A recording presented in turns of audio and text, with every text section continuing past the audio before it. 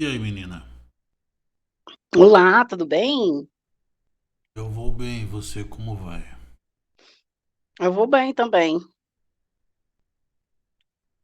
Que bom. Nem tanto as pessoas vão bem como gostariam, né? É, nem sempre, E nem outras sempre vão tá. bem e querem ajudar outras pessoas. E outras vão bem e têm curiosidade para saber como as coisas funcionam. Já outras querem ajudar outras pessoas e querem descobrir como.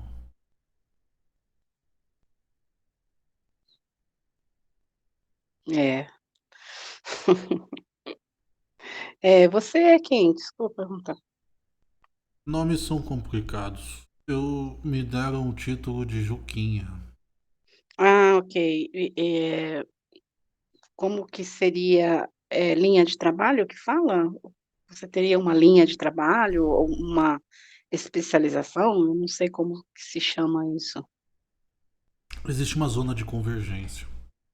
Tá. Uma zona de convergência que estabelece um limite entre a superfluidez e os processos de constante, a constante, chamada tempo e espaço variável, Uhum. e a energia de matriz, a energia de sustentação da realidade. Ok. Essa constante linear ela é traduzida em uma dimensão de momento angular. É como se houvesse um ângulo de realidade. E a transformação desse ângulo de realidade em uma projeção de um estado potencial para um estado material, ele é, ele é um momento único que exige um, um estudo. Eu sou o ser que traduz esses estudos. Sou um cientista. Hum, entendi. E tem um tema específico que você vai querer falar agora? Quais são os temas mais complexos e quais são as dificuldades que a religião tem com a ciência e a espiritualidade? São bons temas. São bons temas, verdade. A religião precisa de humildade, a mesma humildade que a ciência tem. Já a espiritualidade precisa de muita humildade, ainda mais humildade do que a própria ciência. As propriedades científicas que estabelecem constantes para testes e análises são tão importantes quanto a fé num Criador, numa pós-criação. A diferença é que a religião ou a espiritualidade, que também é religião, precisa de fé. De fé, né. Eu gos Já a ciência tem a mesma fé, mas em métodos já consolidados. Essa é a diferença.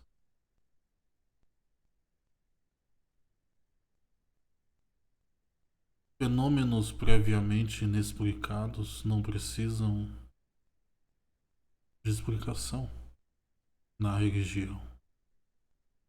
São fenômenos constantes e a crença, a fé, o entendimento, a busca pelo saber transcende limites ou críticas.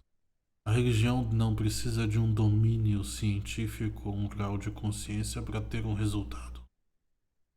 Já a ciência precisa. sim, A religião é muito maior porque não tem as mesmas regras, mas ela mapeia o mesmo território que a ciência. Saber que ambas coexistem em um mesmo território é de extrema importância. Mas entender que uma não justifica a outra num sentido não racional é destrutivo ao bem-estar.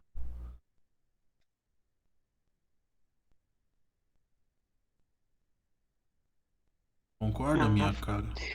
eu concordo. Eu gostei muito que você tocou nesse ponto de fé, né, porque para mim é um pouco complicado. As coisas que eu aprendi ao longo dos meus estudos, né, foram estudos até então, até aquele momento que não tinha um devido alicerce, então isso contribuiu para que eu tivesse aí uma perda de fé, né, nas coisas. Foi um período, eh, estranho, difícil. E você poderia falar um pouquinho da fé ou da falta dela? Imagine que existe uma tendência hum, e uma ideia. Tá. Imagine que o cientista que percebeu a possibilidade da existência da radiação de corpo negro, que é a radiação que fazem os buracos negros se dissolverem no macroscópio. Tá. E também um cientista que percebeu as órbitas estáveis do elétron diante do seu núcleo e quantas vezes ele pulava de órbita, dependendo da interação e da Hum, velocidade da vibração do núcleo do átomo, e a pessoa que olhava para o céu e pedia chuva em um tempo de seca. Qual é a diferença? Nenhuma. A crença ali é a mesma. O que muda é o cenário analisado, o nível de urgência e a credibilidade. A credibilidade é uma habilidade extremamente maleável que demanda de atenção. sim. Estar atento à credibilidade que você dá à sua crença de querer que chova. Estar atento à credibilidade que você dá a um modelo matemático que tenta explicar o porquê que as órbitas estáveis do elétron se mantêm estáveis, ou por que a constante de Planck existe, ou por que a teoria clássica e a teoria moderna da física de partículas não são distintas. Compreender que dentro de cada habilidade existe um universo de possibilidades e que a capacidade humana analítica é gigantesca traz estabilidade para a visão, para a percepção, para a fé. Se você pega dois seres, um cientista pós-graduado, especialista em algo, em uma faculdade renomada, se você pega um ser matuto do interior de qualquer cidade, de qualquer estado ou de qualquer país, ambos vão saber que se eles soltarem uma pedra, ela cai. Uhum. Ambos têm fé nisso. A fé é a maneira com que você analisa a credibilidade. Cientistas têm muita fé. É a fé na ideia que a transforma em uma teoria. Sim, Você, como cientista, sabe disso. sim. É a fé em querer algo mais que movimenta horas e horas e horas de estudo. Um grande exemplo disso foi as vacinas em tempo recorde há não muito tempo atrás. Isso não é diferente da fé de um pastor, de um padre, de um pai de santo. Não é diferente. O Pai de Santo pede intervenções usando forças não explicáveis sutilmente, não explicáveis diretamente. Sim, Mas a fé naquelas forças não explicáveis não são regidas pelo método científico e não devem ser credibilizadas pelo método científico. sim, Um estudo e uma estrutura não representa ou justifica a outra. Se religiões não tivessem seu fundamento, não tivessem seus porquês, elas não iriam se manter fortes durante tanto tempo. Em um momento em que a ciência se separou tecnicamente da religião, foi justamente para buscar mais racionalidade e tecnicalidade para previsões e descobertas que, caso ela não tivesse se separado da religiosidade, ela teria morrido. Logo, cientistas não são preconceituosos. A maioria deles não. Eles só são inocentes.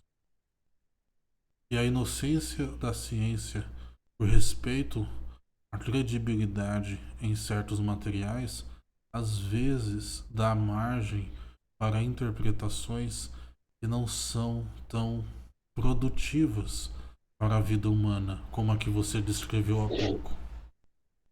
Então você não perdeu a sua fé. Você talvez tenha ficado triste em relação à maneira com que certas informações foram passadas em meio a essa névoa, em meio a essa conturbação do uso da credibilidade da quântica, da mecânica de matriz, da teoria quântica ou do modelo mecânico de ondas, da mecânica quântica. O uso desse termo para justificar outros mecanismos de funcionamento, outros princípios, outras funções que devem ser tão grandiosas e curiosas quanto, mas que não se aplicam diretamente, a não ser que metaforicamente, com a devida explicação prévia, com o devido cuidado, com o devido respeito. Não há equivalência em ação quando não há justiça, quando não há fenômenos correspondentes, quando não há lógica aplicada, quando o processo não é virtuoso. A mesma energia que mantém um átomo estável, que compõe qualquer material atual, faz parte do seu convívio, é a mesma energia que mantém seu coração batendo, seu rim funcionando e a sua alma vibrando. Esse campo psiônico que permeia a existência é magnífico, mas ele depende de uma fluidez e de uma constituição elementar da existência. Deixar as coisas fluírem e entenderem que existem inteligências que transcendem qualquer limitação ou imaginação que possamos ter é lindo, porém depende de humildade, é, depende de respeito, reciprocidade, tranquilidade. Saber que a constituição de pensamentos e pensadores fazem com que a estrutura da matéria condensada, física de estado sólido, atômico, molecular, a percepção da constituição da existência através da física de partículas ou nuclear transcende qualquer limitação, resquício, preconceito ou projeção que qualquer pessoa possa ter, porque elas estão vibrando na história da vida humana nesse planeta. São questões irreparáveis, inquestionáveis. São questões já estabelecidas e interligadas por meio da inteligência, promove a tecnologia humana atual os costumes e o modelo de vida. O momento atual é o momento potencial. Como metaforicamente falando, o conceito de estado na mecânica quântica. O sistema de fragmento de realidade que gera um conjunto de ideias, fatores e elementos que podem ser quantizados, qualificados, estimulados, percebidos através de métodos e experiências. Mas isso de nada tem efeito se interfere ou tenta credibilizar a senhora ou o senhor que reza, sentada na cama, pois não aguenta mais ficar de joelhos, com seu terço. Não é melhor nem pior, só são coisas bem distintas. Então, se Sim, algum dia você sofreu de maneira consciente ou não, pelas pessoas que te explicaram, eu, como representante da ciência em meu mundo, lhe peço desculpas, pois nenhum cientista tem o intuito ou tem pacto com a mentira. Agora, se é uma coisa feita inconscientemente, eu estou aqui à disposição para vocês terem suporte e dados para buscarem equilíbrio e respostas. O mundo e o universo é extremamente grandioso para que uma teoria simples de comportamento quântico e influências de energias que pessoas não conseguem descrever, pois não sabem nem como funciona a ideia de caos ou até mesmo a ideia da reverberação e a ideia de reboliço, qual é o nome de turbulência. Pessoas que falam de energia e não estudaram princípios simples como o de turbulência, explicações que até hoje são coisas abertas na física clássica, na física atual, são pessoas que não têm fundamentos para explicarem funcionamentos energéticos além de narrar experiências em um grupo de estudo. perfeito. É isso, acho que eu disse tudo o que eu pensava e se faltou algo, aí é com você que está mediando nossa conversa, né? Olha, para mim ficou muito bom, É, pra mim ficou também. muito bom. Gostou? Se você gostou, estou satisfeito. Então estamos satisfeitos os 2. Feito. Paz. Paz.